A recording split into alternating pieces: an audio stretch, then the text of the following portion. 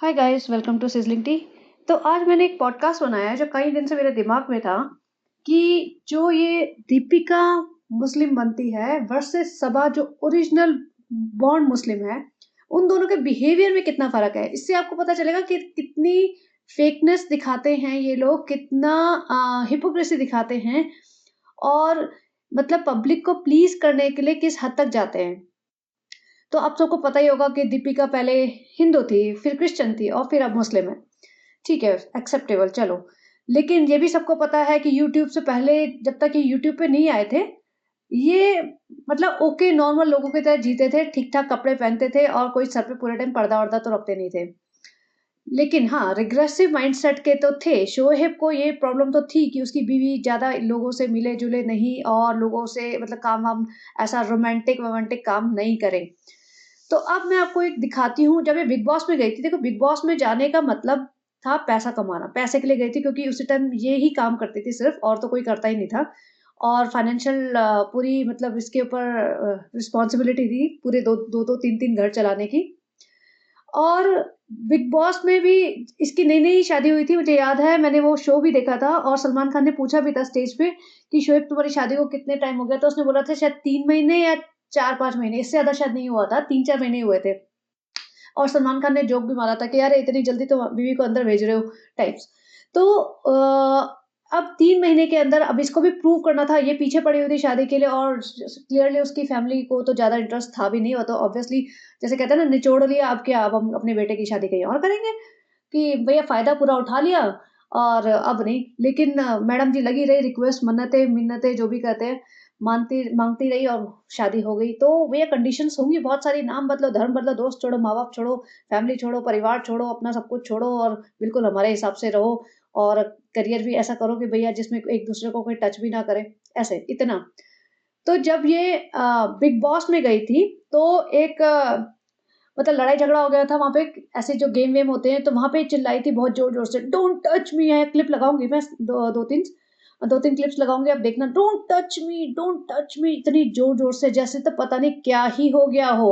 भई उस घर में 15-20 लोग रहते हैं। अच्छा, अगर शोएब इब्राहिम बिग बॉस में जाएगा तो देखेंगे बिग बॉस में क्या कमाल करेगा ये।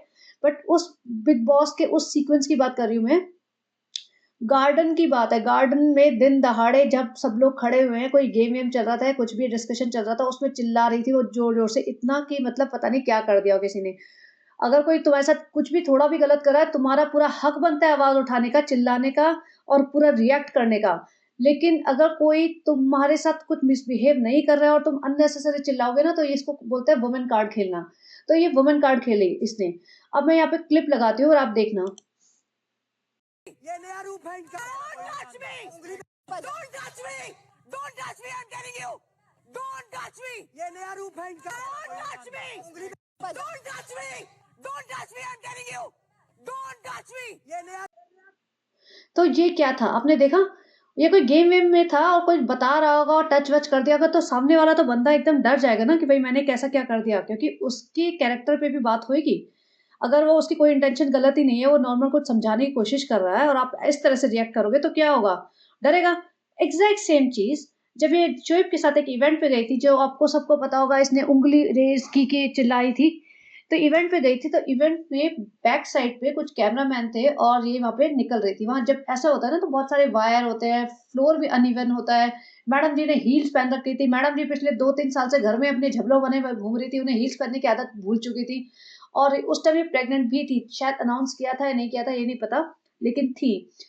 तो ये वहाँ से निकल रही थी, वायर थे, अनइवन फ्लोर था, तो एक बार ये ट्रिप मारी, वो भी क्लिप लगाऊँगी। एक बार ये ट्रिप की, उसके बाद चली, उसके बाद फिर से इसका पाँव मुड़ा, तो सामने जो बराबर में लोग खड़े होते हैं, उसने ऐसे पकड़ने की कोशिश की। ऑब्वियसली कोई भी करेगा, आप भी करोगे। अगर आपके सामने कोई गिर रहा है, तो आपका एक इंस्टेंट रिफ्लेक्स एक्शन होता है, इंस्टेंट रिएक्शन होता है कि आप सामने वाले को पकड़ने के लिए हाथ बढ़ा दो।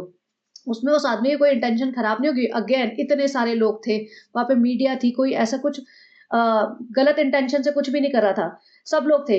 तो वो इसने इतने ज़ोर से ऐसा रिएक्ट किया कि डोंट टच मी, मतलब बोला नहीं बट उसे फिंगर दिखाई एंड उस बात को काफ़ी मीडिया ने उठाया कि तुम्हें कोई पकड़ रहा है, तुम्हें सँभाल रहा है, तुम्हें गिरने से रोक रहा है and that person was actually trying to save her from falling down and getting hurt. नहीं तो गिर जाती और प्रॉब्लम हो सकती थी, कॉम्प्लिकेशन हो सकते थे। लेकिन नहीं, इनको ना ये दिखाना होता है भैया हम अपने पति से शादी करके हम एकदम रिग्रेसिव माइंडसेट के हैं और हमें सिर्फ पति ही छू सकता है। भाई कौन से ज़माने में जी रहे हो तुम? तालिबान में जाके रह रहे हो क्या? तालिबान अफ़गानिस्तान में जाके रह रहे हो क्या? तालिबान राज चल रहा है क्या तुम्हारा यहाँ पे? और वो लोग, ये लोग वो हैं जो टीवी सीरियल में काम करते हैं और वो क्लिप भी लगाती हूँ, दूसरी क्लिप भी लगाती हूँ। अब देखिए। हाँ वायर है, वायर है, यहाँ से आई है मैम, यहाँ से किशन नहीं, दीपिका जी, दीपिका है भाई भैया। अब ये देखो यहाँ पे एक बार स्लिप हुई है, अब आगे चलना, आगे देखो। आराम से आराम से आराम से आराम से आराम से आराम से आराम से आराम से आराम से आराम से। तो आपने देखा ये कैसे गिरी है और वो उसको पकड़ रहा है, जस्ट वो पकड़ रहा है, हाथ लगा के सपोर्ट कर रहा है। ये आंखें दिखा रही है, फिंगर दिखा रही है और ऐसे घूर के देख रही है जैसे उसने क्या कर दिया। वो बंदा बेचारा एम्बैरस हो गया है। तो ये कोई इनके प्रेस वाला बंदा होगा, कोई मतलब इन्हीं के क्रू का आसपास का कोई होगा। ऐसा तो है नहीं कहीं अचानक से आ गया इसके ऊपर कोई लाइन मार रहा है। तो ये इनके रिएक्शंस होते हैं पब्लिक में ये दिखाने के लिए भैया हम तो पता नहीं क्या है। और अब इसका वो देखो जो सीरियल्स बनाती थी उसकी क्लिप। तो ये है धीरज धूपर जो शोएब इब्राहिम नहीं है, देख लो। ये ससुराल सिमर का कोई शो है, मतलब शॉट है। अब ये हाथ पकड़ रही है, घूम रही है और रोमांटिक जो भी सीन इनके हैं, गले भी लग रही है। अब कब सही है? अब ये इसको आंखें नहीं दिखा सकती, अब इसको फिंगर रेज नहीं कर सकती, अब ये चिल्ला नहीं सकती कि don't touch me and don't touch me. यहाँ सब अलाउड है, यहाँ सब कुछ एक्सेप्टेबल है क्योंकि पैसे मिल रहे हैं। अब ये कहेंगी वो तो हमारा काम है, जनाब का काम है वो हमारा। गाइस गाइस हम अपनी ना सब कुछ बदल लेते हैं पैसे के हिसाब से। गाइस हम ना ईमान धर्म अपना सब कुछ बदल सकते हैं जहाँ पैसा मिलता है। तो ये जो नौटंकी करते हैं ना, डोंट टच मी, आप ये सोच सकते हो सीरियल्स में काम करने वाली हो। ये सीरियल में बहुत सालों से काम किया है इसने एज अ लीड एक्ट्रेस। वहाँ पे क्या होता है ना, बड़े से हॉल होते हैं, मेकअप रूम होते हैं, लोग बैठे रहते हैं 10-10 12-12 घंटे वहाँ बैठना होता है। हेयर कोई और करेगा, मेकअप कोई और करेगा, मोस्टली बंदे होते हैं। लड़कियां भी होती है, लड़के भी होते हैं। लड़के हेयर हेयर करेंगे तुम्हारे और मेकअप भी कर रहे होते हैं लड़के, तो वो टच नहीं कर रहे होते तुम्हें।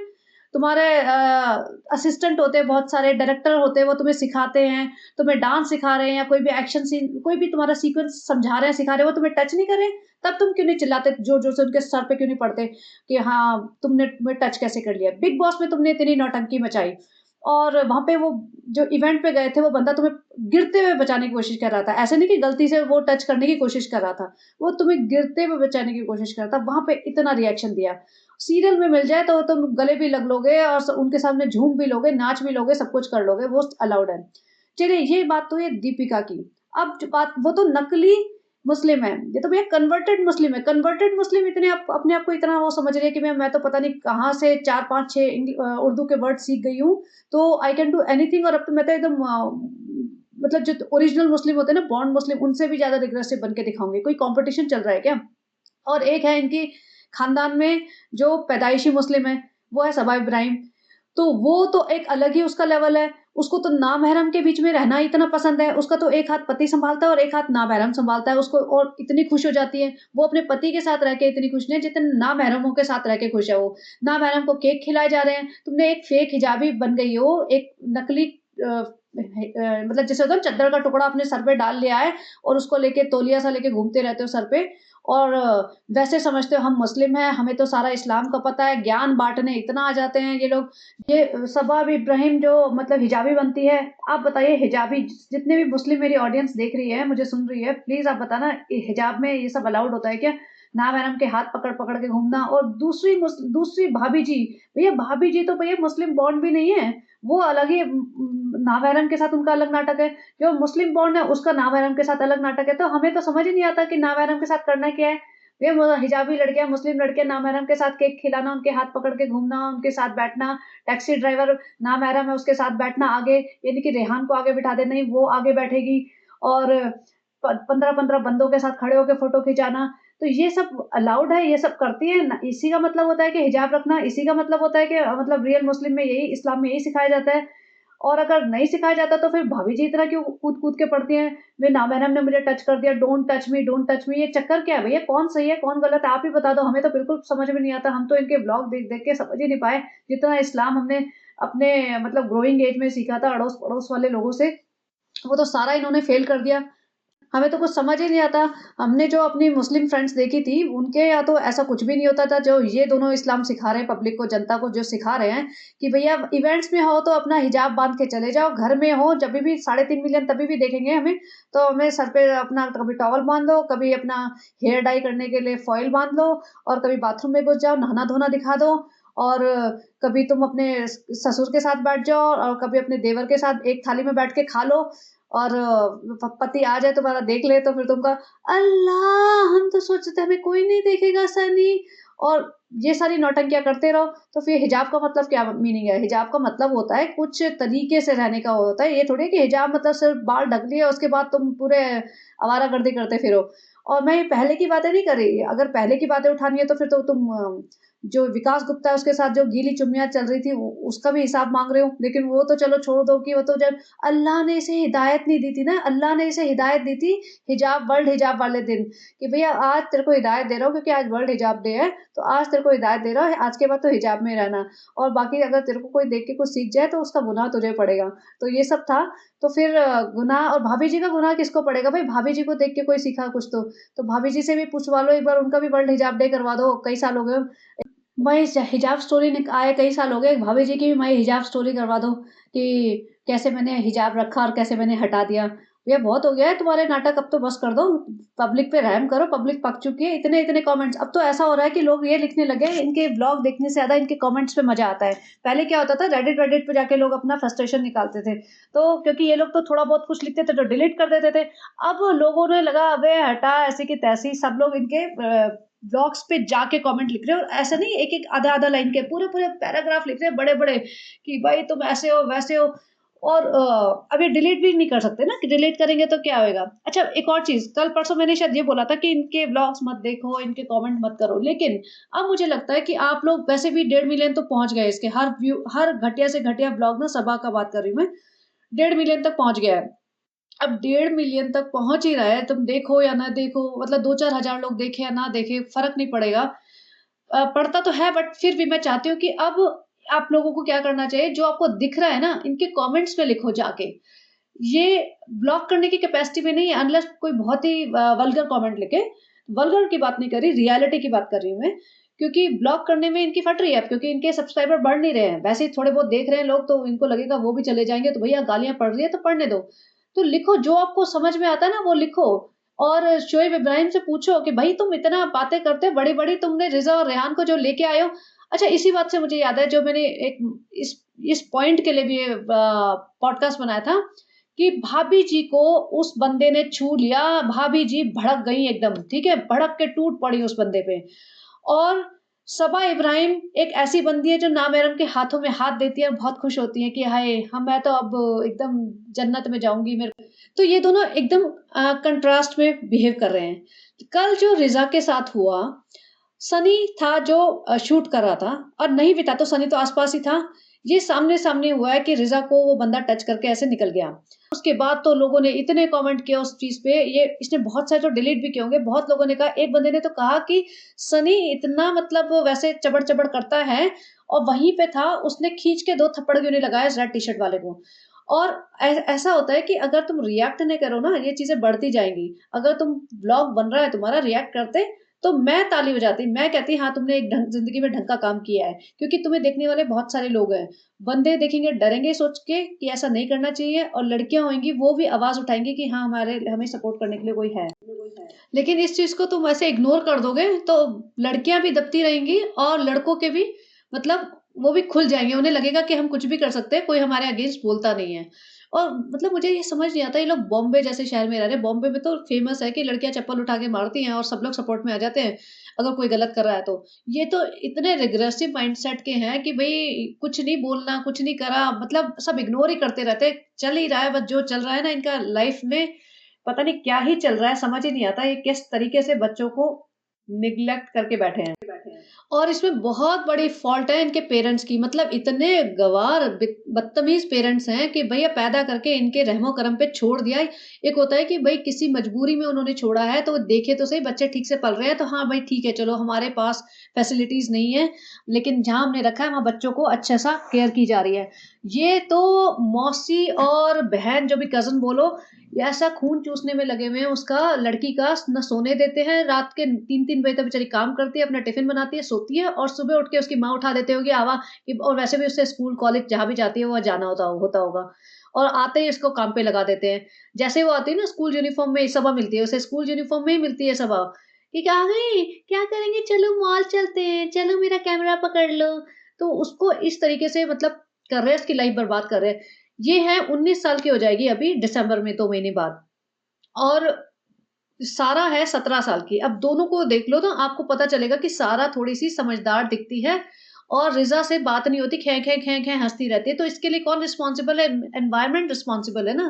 तुमने ऐसा कॉन्फिडेंट एनवायरनमेंट प्रोवाइड ही नहीं किया उसे कि जहाँ वो खुल के बात कर सके, अपनी बात कह सके। हर जगह सप्रेस होती जाएगा ना तो बच्चा कहीं पे भी ऐसा ही होता है, अगर उसकी बात को दबाया जाए, उसको कुछ कहने को ही ना दिया जाए, तो फिर बच्चा वैसे ही माइंडसेट का हो जाता है कि वो कुछ बोल ही नहीं पाता, कॉन्फिडेंस आता ही नहीं है कि उसे अपनी बात रखने के लिए।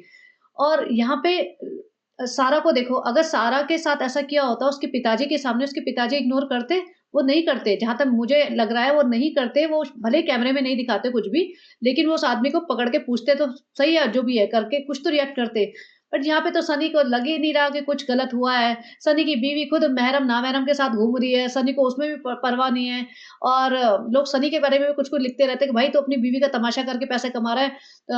मुसलमान होके तो उनके मतलब धर्म पे धब्बा है कि अब जनरली मुस्लिम में बीवी को ऐसे नहीं दिखाते, स्पेशली बीवी जब तुम्हारी हिजाबी हो। भाई तुमने वैसे बोला मेरी बीवी हिजाबी है, सनी अपने अपनी बहन को से ही सीख ले कुछ।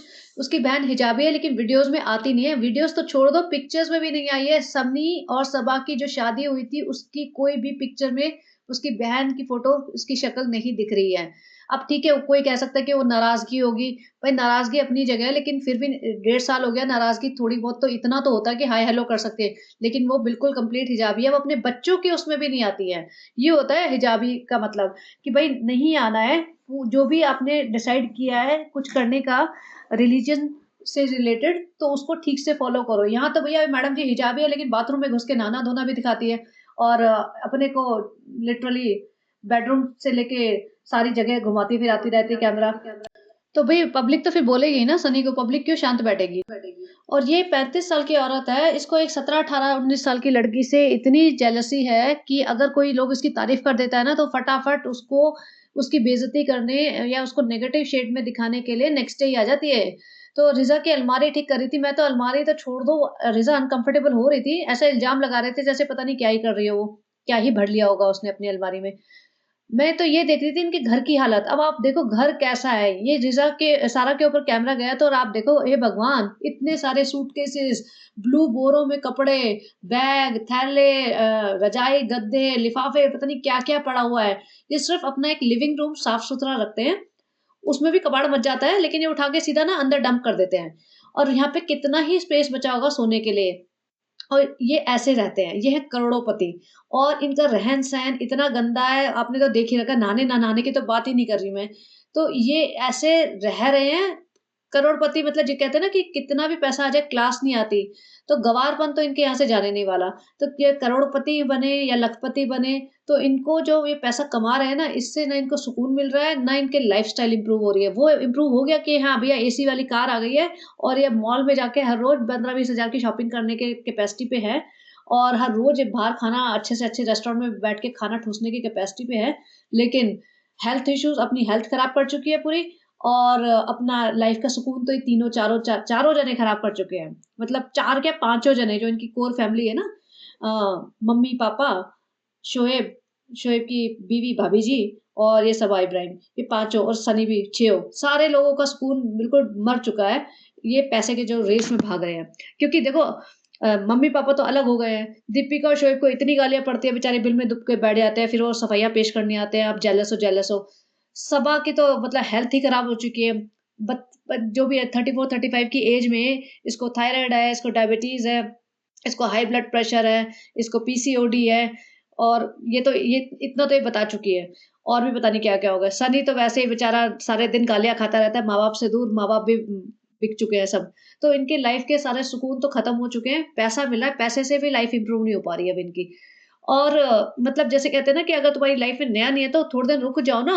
हर रोज़ का दिखाने का वही सेम चीज़ दिखाते हैं, सेम चीज़ दिखाते हैं, पब्लिक देखती रहती है। भई नया अगर हफ्ते में एक चीज़ तुम्हें लग रही है कि हफ्ते में 1-2 बार ही ऐसा कुछ नया होता है, तो हफ्ते में 1 व्लॉग डालो। लेकिन नहीं, भूख इतनी ज़्यादा है, इतनी ज़्यादा कि जिसे कहते हैं ना अंधे हो चुके हैं बिल्कुल।